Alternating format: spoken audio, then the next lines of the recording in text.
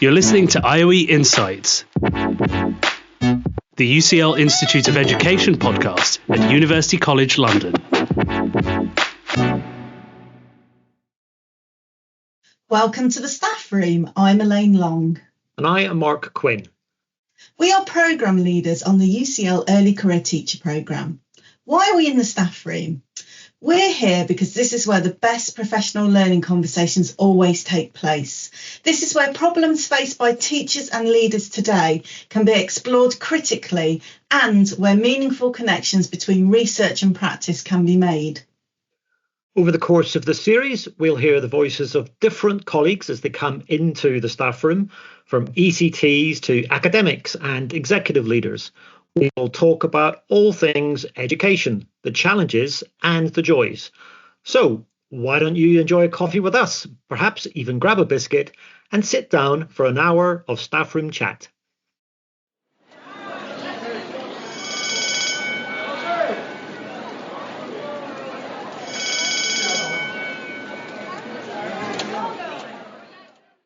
Welcome to the staff room, Dominic Wyse and Charlotte Hacking. We just arrived at our summer holidays here in staff room land, so we don't have to put our feet up. We're all very well rested, I'm quite sure. But it's still my duty to bring the drinks and the biscuits to our guests. So, Charlotte, can you go first? What can I get you? Well, it's got to be Yorkshire tea, which I think will please Dom. Made strong with no sugar. And do you want biscuits now as well, or are you just yeah. Order? So biscuit has to be a dark chocolate digestive, very specifically. That's not at all controversial. I definitely have a pack of those sitting, moulding away in the back of my cupboard. Dominic. Well, given we're going to be talking about arguments, we may as well get into one straight away. I mean, okay, Yorkshire tea, Charlotte, fabulous, yes. Personally, I prefer leaf tea myself. However, I think I'm going to go for a really fine coffee. And I'm afraid to say I'm quite lowbrow on my biscuit eating. So I love milk chocolate biscuit with more chocolate than biscuit, please. Yeah, I'm a bit like that myself, actually. Don't need the biscuit part of the chocolate biscuit. I can sort those out. But while I am, Elaine needs to say hello.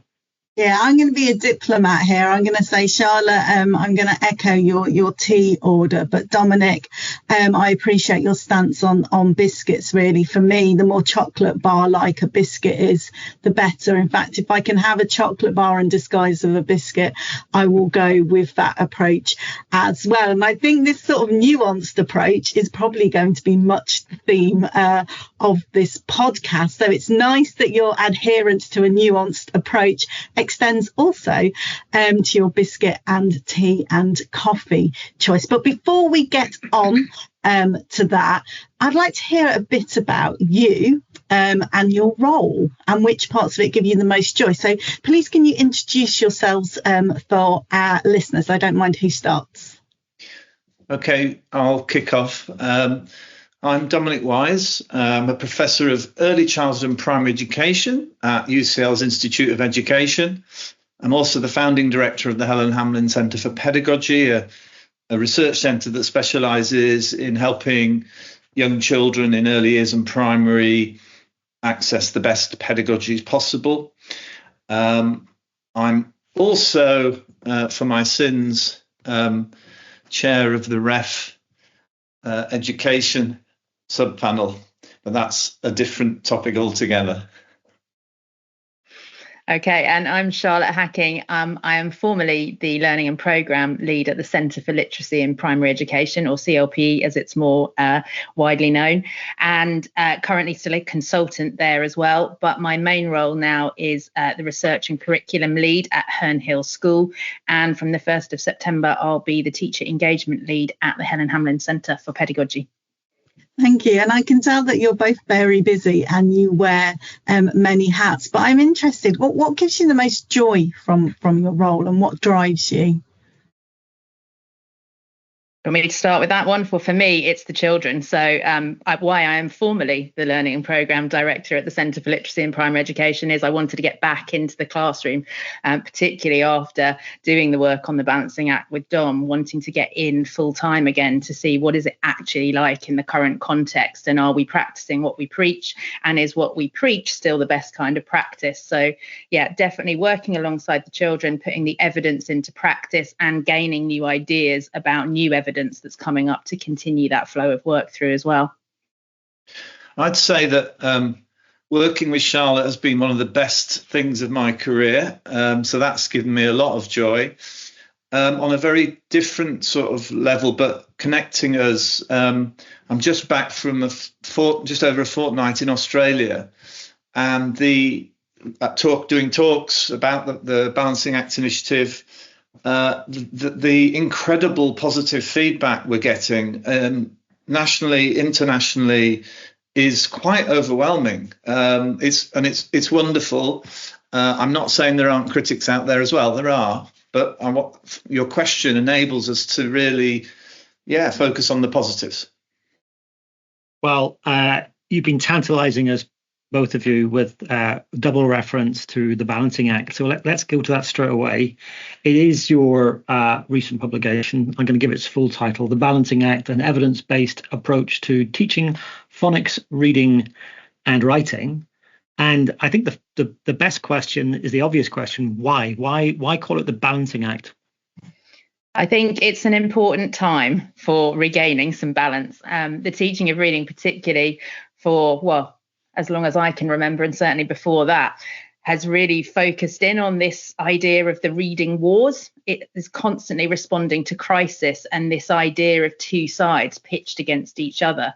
And I think we both thought in coming together on this publication that we need to stop looking from that deficit narrative or the two sides pitched against each other and look at what it is that actually good quality practice for all children really does entail, and that is literally a balance and a balancing act for teachers. And the first part of the title not only conveys that, but it also explains how the book seeks to bring more balance to the debates as well. You know, we're at a time where teachers have been driven down a very narrow path in terms of the teaching of reading, and we want to draw attention back to a really holistic view of reading and what it entails, but not just in the context of reading on its own, in the context of how does phonics, writing, reading, language work together to make a child truly literate. Yeah, and I think from my point of view, I would add that although the book that Charlotte and I have done together we're very proud of it, and it's the product of a very particular way of thinking, something that in my other roles I'd call an archetypal close to practice approach, close to practice research. And the reception for the book has been fantastic. We've been highly commended in the United Kingdom Literacy Association Academic Book Awards this year. But also, we also worked on a paper together, a research paper, and that's won the Wyse Academic Paper Prize in that journal this year. But just a bit more broadly, we're actually calling this whole thing the Balancing Act Initiative. And so, I could go back, and we may touch on this later. The paper that I did with Alice Bradbury, we started work on that probably in 2020. It published in 22. Also more recent work that Charlotte is involved with, but other colleagues as well, in terms of a new intervention for children with reading difficulties and so on. We've got new international relationships building as well. So we call the whole thing now the Balancing Act Initiative, and it's been, in some ways, for me, I've been researching these areas for a very long time, as has Charlotte. But this phase from sort of 2020 onwards really has picked up steam. So if I've got this right, I mean, the whole initiative, which you call the Balancing Act, which has all of these different elements, not just the book that we're talking about, is an attempt to get off that narrow path that you were discussing, Charlotte, beforehand. So I'm just asking you or inviting you just to kind of nail your colours to the mast on this one. Your firm view is that a narrow path is the wrong path. That in this balancing act we're talking about, there are approaches to reading and writing and to phonics which you could approve of, others which you might think are less useful in different circumstances. That's what we're talking about here, isn't it? The balance we're really talking about is a balance of teacher approaches to teaching, reading and writing and phonics. Yes. Absolutely. And also I would put into that, and I don't know if you would agree, Dom, is a balance between teacher autonomy and a lot of prescriptive practice that is being put on to children and teachers. Yeah. I mean, the argument we make in the first chapter of the book is that England is an outlier. Its policies on the teaching of reading have been far too narrow, and they're not sufficiently reflective of the extremely strong evidence base that exists. And I think we're going to get into some of this later. Yeah. And that, okay, so England's an outlier, but also an influential outlier. Yeah, well, yes. So, of course, you're quite right. And in fact, in Australia, one of the things that came up was that there's direct evidence, and we cite this, of, for example, the former schools minister, Nick Gibb MP, being invited by a Conservative think tank to go to Australia, to the Australian government the day, receiving this very warmly, and they are now going through, Australia state by state is going through intense pressure to adopt much of what England did since 2012. And so clearly there's a question there as to is that the best approach? Is it most likely to help all children learn to read and write? We say no. Okay. And as you say, we're probably going to return to some of these themes later in this episode. But central to the balancing act, and right on the front cover of the balancing act, is your image, your metaphor around the double helix. So it seems that it's important to get into that metaphor now. Why choose that metaphor? Yeah, and the metaphor actually came very late into our process of writing and working together. I mean, obviously, as I'm sure your listeners will know, you have to propose a book proposal that is peer reviewed, and then it has to be accepted by a publisher. So we went through all that thinking just to get the book off the ground in the first place. And then we worked intensively together on all sections of the book, but obviously taking leads on the bits where we had respectively more expertise. But the actual metaphor, I have for a long time been curious about how visual metaphors in particular sometimes cut through and even into the sort of everyday work of teachers and schools and early years settings. And so I've felt that it would be good if we were able to not only create our new theory and our new evidence-based approach, but could we also capture that somehow in a visual image? And it really was one of those sort of eureka moments when I was just one Saturday morning up early working on the book, as these things sometimes happen. And it just came to mind, and I started playing around with it, and then Charlotte and I played around with it for quite some time. And I suppose in essence, what we kind of like about it is it's the essence of human beings and life. So it's not like a rope, which is an inanimate object. And language, of course, is the preeminent thing that human beings have. And ultimately, for lots of them, reading and writing is part of language. And so it seemed to sum up rather important aspects of what we're talking about, is this kind of organic processes of learning to read and write that have been unreasonably denigrated recently. It's a little reminder, I think, of some of that. Yeah, I think to expand a little bit on why it took so long to come around, I think the original book proposal that Dom came to me with was a book about phonics and reading. And I'll talk about this in a little bit more detail later. But from CLPE's wide body of research and my own research over the past 20 more years, it's that interconnectedness of reading and writing is that what's really important. And then when Dom came up with the DNA metaphor, it was perfect for that, because you've got the two strands that link through everything, where reading always leads to writing and writing always leads to reading, and that it's supported at both ends by children and their languages. And we use languages very intentionally, because not only do many children speak a variety of languages, but particularly in reference to phonics as well, we have to deal with a lot of different dialects, and one dialect shouldn't be promoted above another, in our opinion.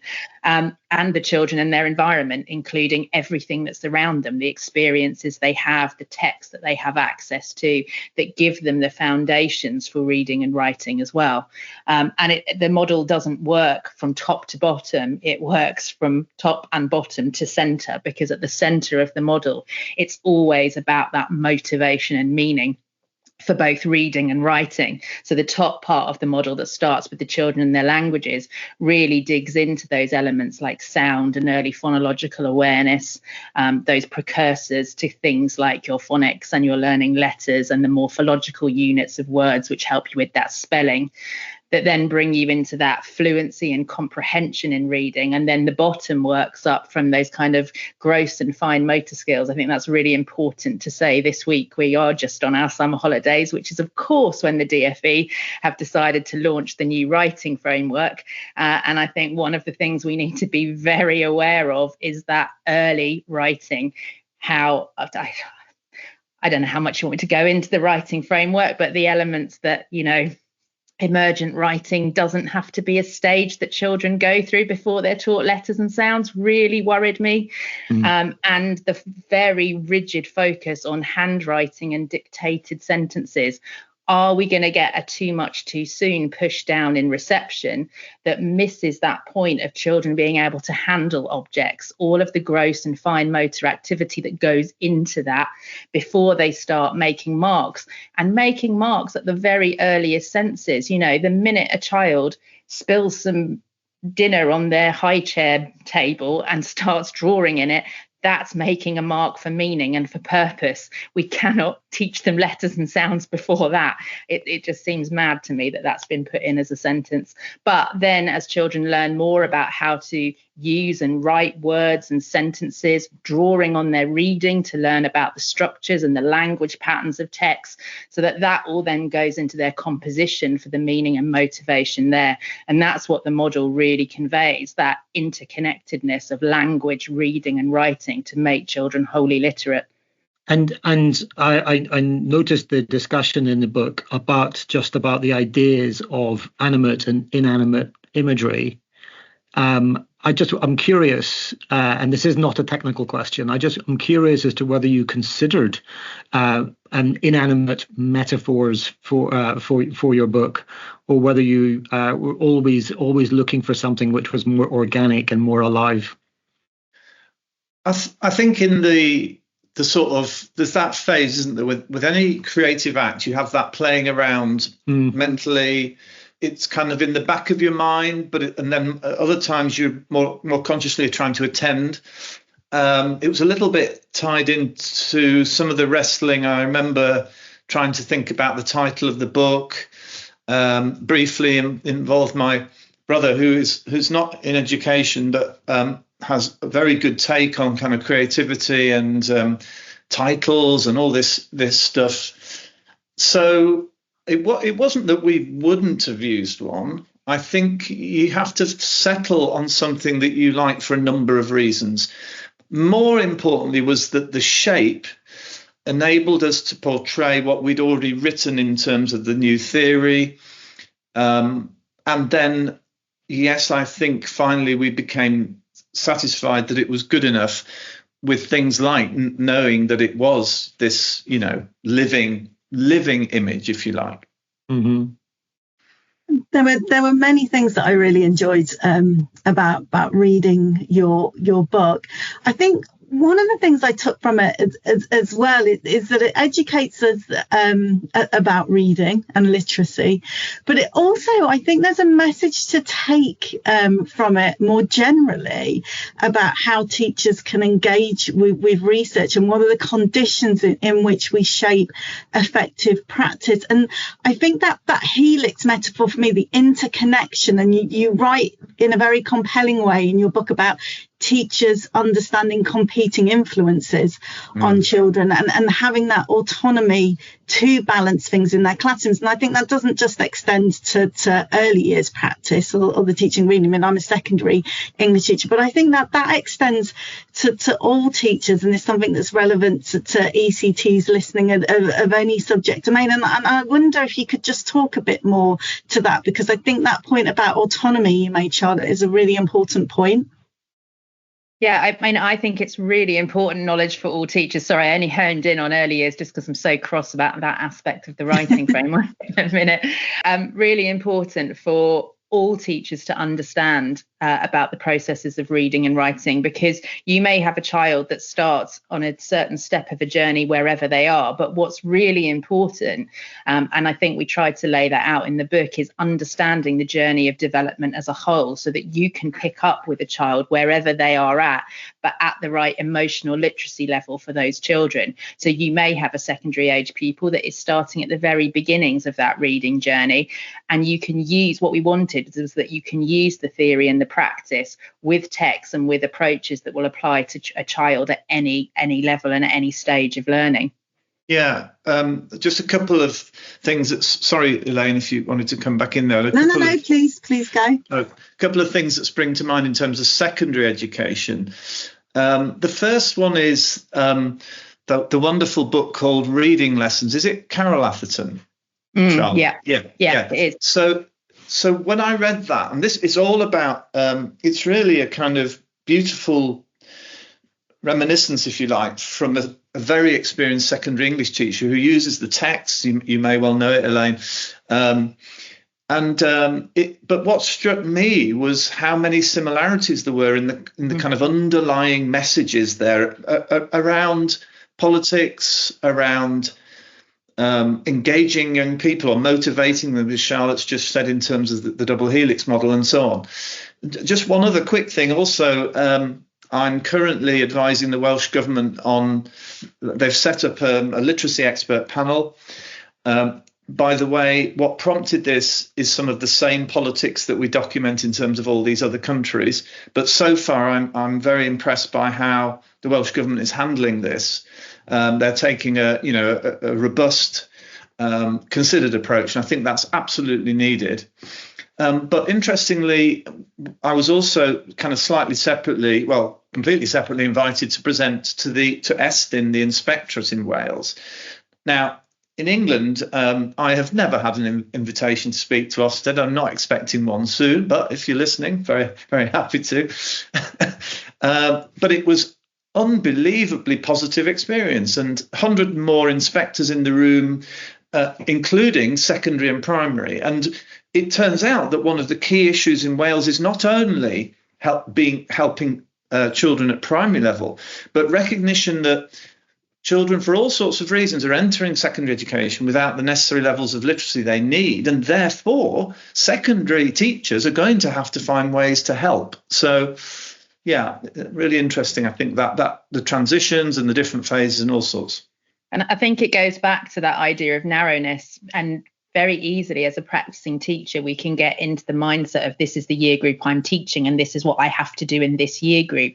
But actually, we need to know broader than that, for exactly the reasons that Dom just said. Wherever you are and whoever you are, you need to know what it is to teach a child to read and write. Because if you're a secondary geography teacher and you haven't got a child that can read and write, you're going to have problems in geography.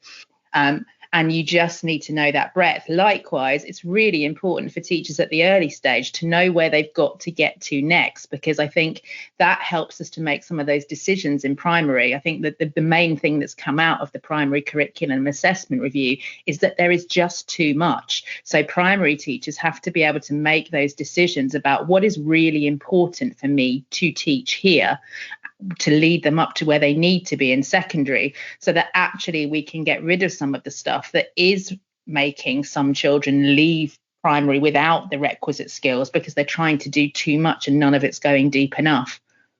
Yeah, I think top of my list for teachers to learn about would be the science of how children learn to read. And I think often that just extends to primary years. I think as a secondary English teacher, I was shamefully ignorant about that for a long time. And I'd say I'm only now developing my knowledge about it, but I think it needs to go top of the agenda for education of all teachers. And on that note, I'm aware that there'll be listeners that aren't necessarily aware of how children do learn to read in primary school at the moment. We hear that term systematic synthetics phonics, but some people might not be aware of what that really involves. And the other thing I liked about your book was you make a passionate plea for real books. And you give some very real examples. I think it was Mr. Sticky, the stick man. I liked that example. And I could hear from the pages my enjoyment as an English teacher engaging students. But I wonder if you could just explain for our listeners the two different types of books that primary school students might be engaged in school, and what you perceive as the advantages and disadvantages of each of those. Yeah, do you want me to start with that, Dom? Sure, thanks. Yes, so we do root everything in real books, and Dom already mentioned Carol Atherton's fantastic book, which I would recommend all primary teachers read as well as secondary teachers, because like ours, it is rooted in that love of reading, that enjoyment of reading, and that engagement with real books. At the very early stages of reading, and in a lot of the validated phonics programs, a program can actually only be validated if it's got decodable text linked to it. Now, these we explore a lot in the book. They are a crutch. They are a support into reading. They are quite narrow. They are deliberately reductive and practice a very specific skill. Real books will give a much wider view into what reading really is. And those are, as Kathy Nutbrown said, the books that are going to light the flame of the love of reading that will hopefully then burn throughout a child's life. So again, this is where the word balance has to come in. We as teachers have to know what text we need to use for what pupils and when. And there is no exact science to this. I know this from my own year one class. I've got teachers who are moving on to reading extended narrative chapter books, but I've also got a couple of children who do need some very specific practice with those decodable texts to launch them into that reading. But all of that is balanced by the whole class quality first teaching, which all happens around real books, because not every book is decodable. The English language isn't regularly phonic, it's not regularly decodable like that. And I think what children need to experience is what real reading is from the beginning, and that enjoyment of the love of books. I'm really glad you picked up on Stanley Stick. It's a brilliant book by John Hegley and illustrated by Neil Layton. But that for me embodies what a quality text is for a little child. It's centered on the experiences of a small child, everyday experiences that any child can relate to. No one's excluded from those experiences of just being able to be outside, pick up a stick and be imaginative with it. So it brings all children into that experience very readily. And then there are, if you're an autonomous and intelligent teacher, yes, phonics is important. I'm never going to say as a practicing teacher, you don't need phonics. You absolutely do. And it does need to be explicitly taught. It's not going to be learned by osmosis. You do have to have a systematic approach to doing it, where learning builds, is progressive and it builds. But you also need to be autonomous enough to know who does need and doesn't need what and when, and what is the sequence that I'm doing, how quickly can I do it with my children, how many sessions of phonics do my children need a week, because it might be more in some and less in others. And if you're just following a prescribed program, you're then in danger of pushing some children forwards or pulling some children back at the worst cases. So it is that rounded knowledge and that balance of knowing how to apply everything as part of your quality first teaching of literacy, understanding how phonics can support with reading and writing, but what needs to be done to bolster children's knowledge of reading and writing around the phonics as well. And correct me if I'm wrong, but I think what this all comes back to is your argument is this is a process of decision making that the teacher necessarily has to make. So it's contingent and responsive teaching, because you're not dismissing the importance of systematic synthetic phonics. But what you're saying is that there are different needs for different pupils, and there can't be any necessarily fixed rules about it. But coming to the ITT ECF, and of course you'll be... Elaine, sorry, can I just jump in? Because I know Dom's leaning forward as well. I think we would have a view that phonics has to be systematic, synthetic for a period, but actually one of our things is that often goes on for too long with children. And there is a stage where children have to become more analytical, and analytic phonics seems to be a dirty word in education at the minute, but actually as children learn that there isn't just one way to represent the sounds in our language, they need to be much more analytical, looking at patterns of what happens in words so that they can make their best bet for reading and spelling choices. Yeah, I mean, I would just like, I keep saying this in different contexts.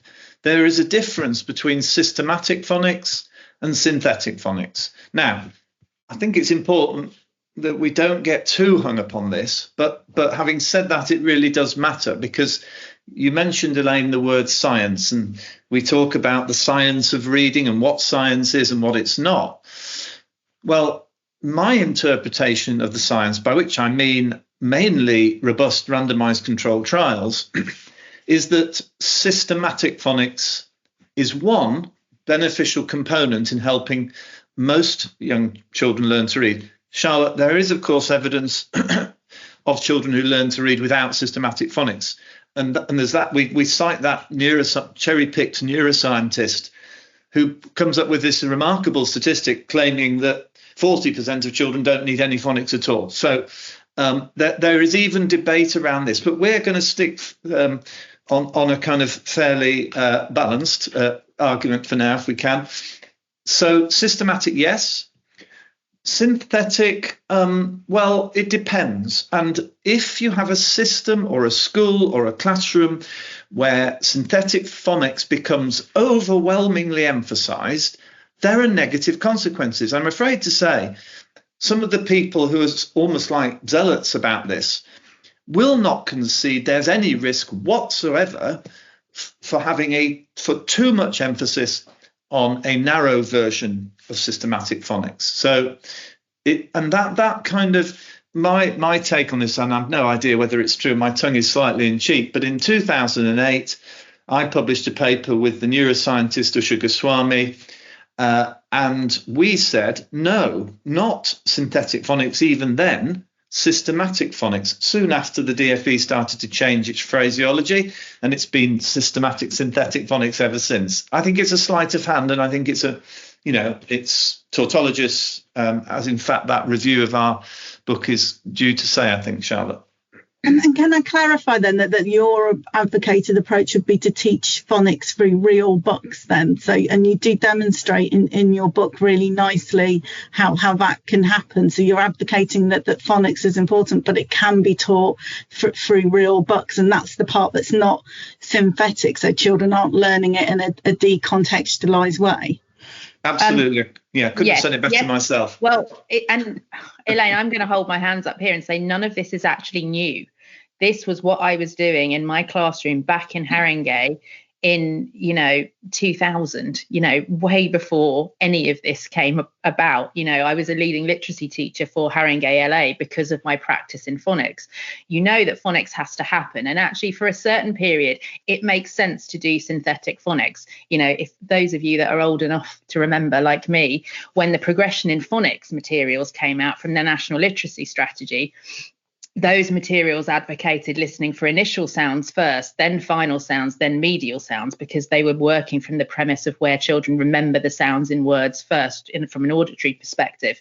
That didn't make sense for reading words. At the very early stages, that synthetic approach of learning to blend through a word actually makes sense for children. But then when you get to that complex code, that's where children have to be much more analytical, because then they have to learn where things need to be looked at and changed because of patterns of words and how the English language works. It's not a shallow orthography, it's quite a complex orthography. Yeah, you give the example of read in your book, don't you? Which I think is a really good example of something that's very difficult to learn in a decontextualized way. And it's interesting, actually, because I think it's really easy as a teacher. And, I say this as someone who was an English teacher for 20 years, but it's very difficult not to be intimidated by all the science of it. And you see things on social media and you see things go out and you think, oh, goodness, maybe I'm wrong. And everything you're saying on this call speaks to my instincts of what I know as an English teacher of 20 years of working with students, that it does have to be contingent, that you are drawing on a number of approaches and that you can't teach in a decontextualized way. But how do you as a sort of teacher resist being bombarded by all the scientific terms, because it can be really confusing as a secondary teacher or a primary teacher to sort of navigate that science around reading? And you do make it very clear in your book, but not every teacher is having time to read all of that. So what can they do? I think for me, I feel incredibly privileged by the ITT that I had. I did a 3-year BEd, and in that, I had I have to hold my hands up and give real thanks to Lex Jones and Victoria de Rijke, who were at Middlesex University. I had a really good balanced approach. Lex had a fantastic background in phonics, took us through every aspect of phonics. I had Victoria de Rijke, who had the brilliant experience of children's literature and was very passionate about that. So I had inbuilt in my degree that balanced approach of, yes, phonics is necessary, but yes, it has to be done in a real context of quality children's literature so that children engage with and enjoy reading and writing. And I think the ITT experience now is very different from that which I had. There's a lot more diktat going into the ITT frameworks about the way in which reading and writing are taught. And I think having that subject knowledge where you can trust your gut on what works well, but also having that mindset that actually I do need to go back and not just listen to what's being told to me, but check what the evidence behind it is. Having that brain set and that mindset of a reflective practitioner. And what a reflective practitioner does really well is to keep going back and keep learning. But also it's about going back to what actual quality first teaching is. It's that cycle of looking at your children, observing each and every one of them and knowing where their strengths and weaknesses are. Then, following that through with planning so that you're targeting their needs directly, teaching that, and then going back to assess and review it and looking back to what impact has that made and what do I need to do next. And a lot of the very narrow published programs are just written for a standard set of children, and do you go back and think about what is this actually doing to my class? Am I teaching a scheme or am I teaching my children? And how am I drawing on different resources to enable them to bring out the best in what they need to do? Yeah, I can just add in. I mean, it's a great question. I feel that there's a kind of over-technicization of the teaching of reading. Although it's true that children do need systematic phonics teaching at the right stage, humans have been teaching their children to read for millennia, or, well, maybe not quite millennia, but for certainly hundreds of years. And those people have not necessarily been at all trained. Now, having said that, we do need to benefit from, there is some extremely good research. Some of it has come out of cognitive psychology, neuroscientists have done some, but some excellent research has also come out of education as an academic discipline. And it's in the marrying of these. We live in a multidisciplinary world. And so your question is probably around what kind of knowledge do teachers need. I think there is some relatively basic, but nevertheless complex knowledge that teachers need. So, for example, we do need to know, everyone should know, what is a phoneme and what are the different kinds of ways that letters or other graphemes, but let's say letters for now, can represent phonemes. Now, although that might sound very basic, I can still remember however many years ago it was that it probably was when I started my teacher training all those years ago, I came across, some of the literature, some of the studies, and phoneme and various other terms were mentioned. And I think that is helpful. I mean, also because we can say things like sounds, but then as an ex-musician, I'll say, well, we're not talking about music here, or are we? You know, so I think there are a relatively small number of basic concepts that need to be understood. Of course, the main knowledge is about learning through experience, isn't it? Yes, Charlotte, I agree. I was fortunate to have really very good. I had a PGC at Goldsmiths, and I remember learning a huge amount through that. I also know, of course, that our colleagues at the IOE who are delivering primary and early years teacher education, and indeed the programs that Mark and Elaine are part of, also are delivering very important knowledge. But I think it's really important to keep an eye on which particular things do we genuinely think are useful. When I said over technicization, there is for me a link between commercial gain by companies trying to sell products. And if you basically say to people, there's a problem and you don't know the answer, you need to know the answer. We've got the answer, but we're going to have to give you a lot of consultancy to learn the answer. I think there's a tendency sometimes for quite unusual terms to creep in and quite unusual processes and strategies. We need to remember that learning to read and write are partly natural and partly taught. And we should not lose sight of the fact that if we are reflective practitioners, Charlotte, as you said, if we have learnt to degree level and beyond about reading and writing, and if we're sufficiently reflective about those processes, we really should be able to help primary and early years children learn to read and write. I think the other missing element is that knowledge of children's literature as well. It goes back to what we were talking about before, Elaine. A lot of the time in the classroom, a lot of the books that we're presented with are from educational publishers, and they are the reading schemes or they are the decodable texts. We need to know a wider knowledge of the literature beyond that and what makes a good quality book. And again, that's why we tried to exemplify that through books which we think of that optimum quality for the enriched classroom experience around that. And also a knowledge of child development as well, because actually you need to know what is appropriate for a child at which stage of their learning and why that is. It's not easy, is it? It's not easy learning how to be a teacher, although it is reassuring, Dom, to hear you say that part of it's natural and part of it is taught. And I think also part of it might be instinctual. As you pointed out, Elaine and I are both involved in the early career teacher program. And obviously, there's a large amount of that which is introducing new teachers into different ways of teaching, different ways of assessing, different ways of teaching to read and write and all the rest of it. But actually, I'm hearing you say that we can, teachers can learn how to teach technically. And, in England, arguably, there has been some success in the sort of technical aspects of learning to read. But there's also been perhaps an utter failure in teaching children to learn how to love reading and to get that joy out of reading. And maybe those two things have come together. The more that teachers over the last 15 years or so have been obliged to teach in a very technical way these young children how to read, that they may have lost sight of these children learning how to enjoy reading. And I don't think any of these teachers have set out. Nobody joins the profession to put children off reading, right? And I think perhaps what I mean by relying on your instinct slightly, if you're a new teacher joining the profession, hold on to that. Why do I want to come into an early years classroom, or why do I want to be a secondary English teacher? Surely part of that is because I think it's important that children do learn how to read, but also learn to love reading. And so maybe there's something in that.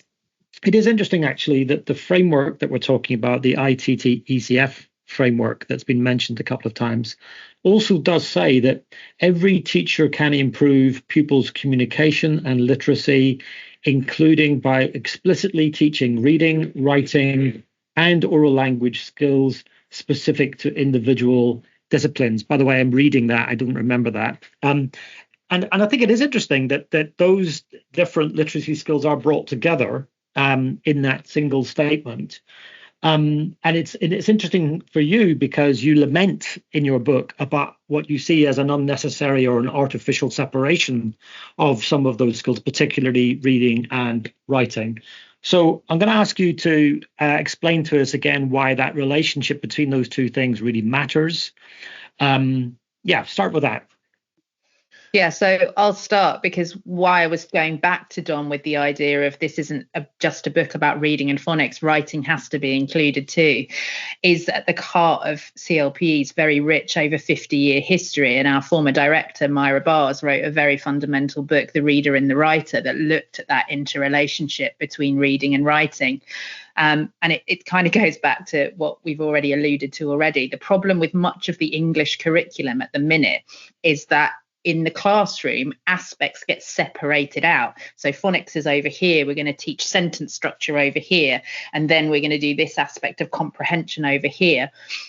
And that's where, as Dom said, you get commercial programs flooding in to close some gaps. They might especially seek to address a certain aspect. And the problem with that is that rounded view of literacy becomes disjointed, not just for teachers, but for the children as well.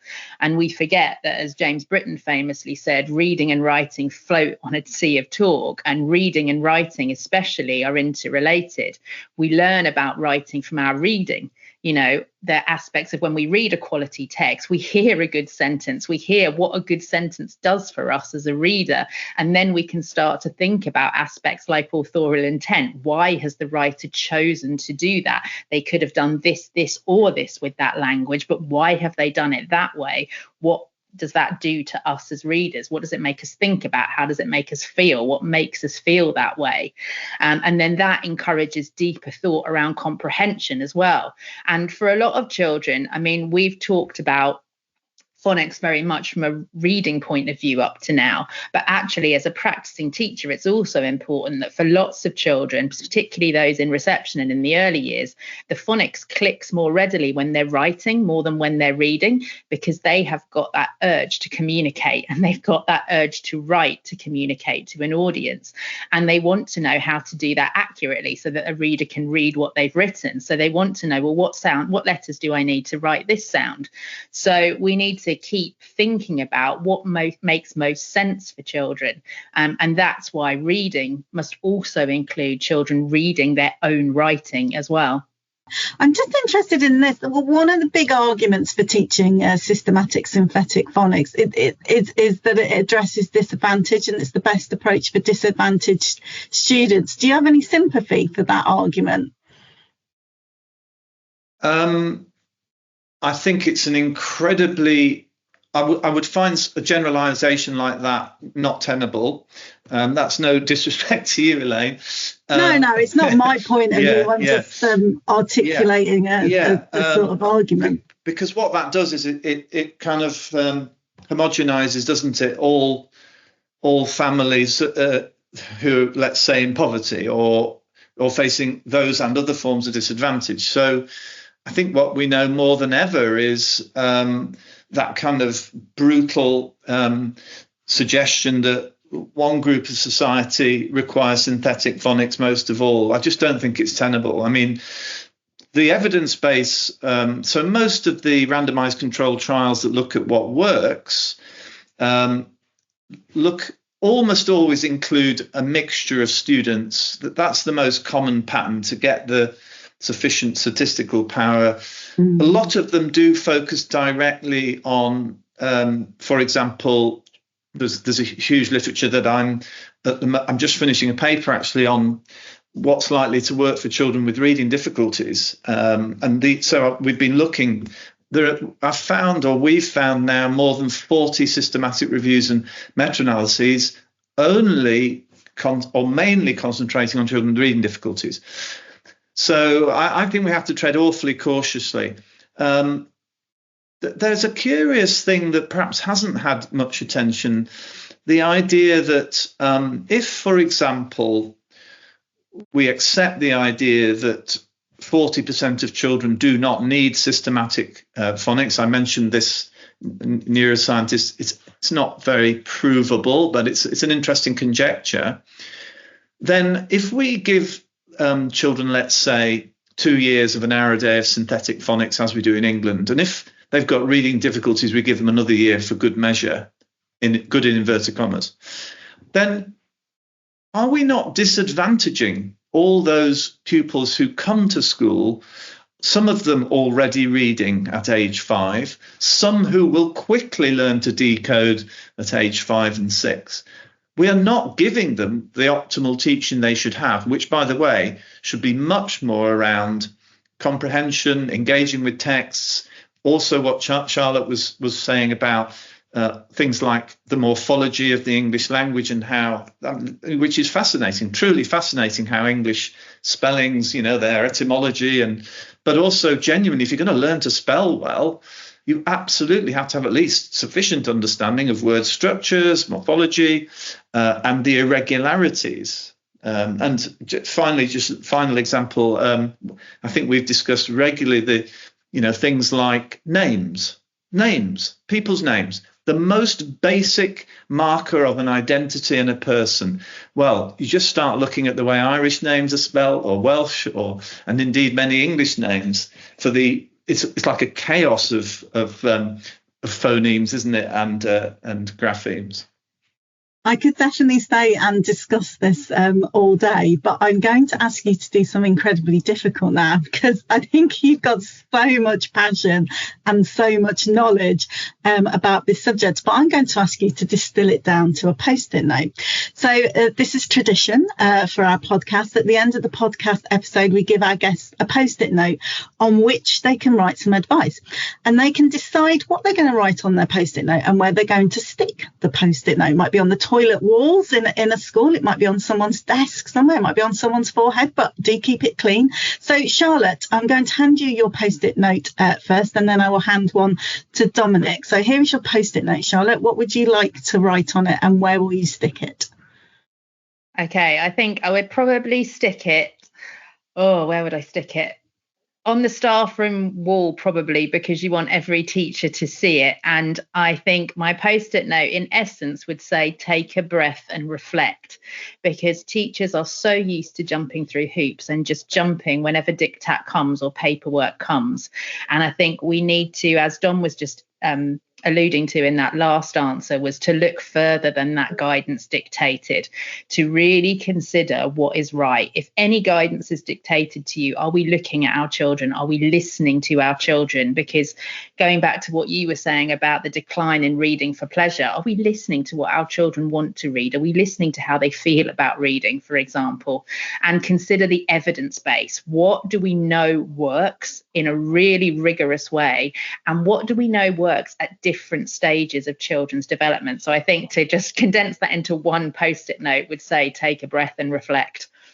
Thank you. And Dominic, here's your post-it note. So I'm going to, I think it's Sanctuary Buildings where one of the DFE's main buildings is. So it's on the front door as every civil servant and minister walks in, and it will say this: take a more balanced view to the use of research evidence to inform education policy, including inviting a better range of experts to contribute. Excellent. And I hear a bell ringing. It might be just saving Elaine and me from a blacklist from the DFE as you post a note on the Sanctuary Buildings window, Dom. But I'm off to on holiday with my Kindle pretty soon, so I should have asked you for some advice on what I should upload onto my Kindle. But failing that, we need to thank you for the time the two of you have taken this morning to speak to us. We're very, very grateful.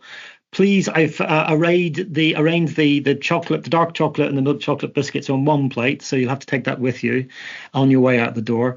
It's been a great pleasure listening to you both. Thank you very much. Thank you very much. And just, Mark, just take Carol Atherton's book on your Kindle. That's all you'll need. Thanks for the tip. Good to talk. Our thanks go to Dominic Wyse and Charlotte Hacking for sharing their chocolate biscuits with us this week in the staff room. You can find their book, The Balancing Act, an evidence-based approach to teaching phonics, reading and writing, online and in educational bookstores.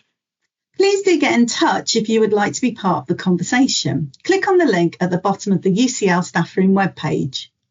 And if you've enjoyed this episode, there's more where that came from. Search IOE Podcast from wherever you get your podcasts to find episodes of the Staff Room, as well as more podcasts from the IOE. And a quick favour before you go. If you're listening on Apple Podcasts or Spotify, we'd really appreciate it if you could give the IOE podcast a rating. 5 stars would be nice if you're enjoying the show. And that will help us to reach more people who are interested in hearing what the Staff Room is all about. Thanks for listening. Search IOE Insights for more podcasts from the IOE.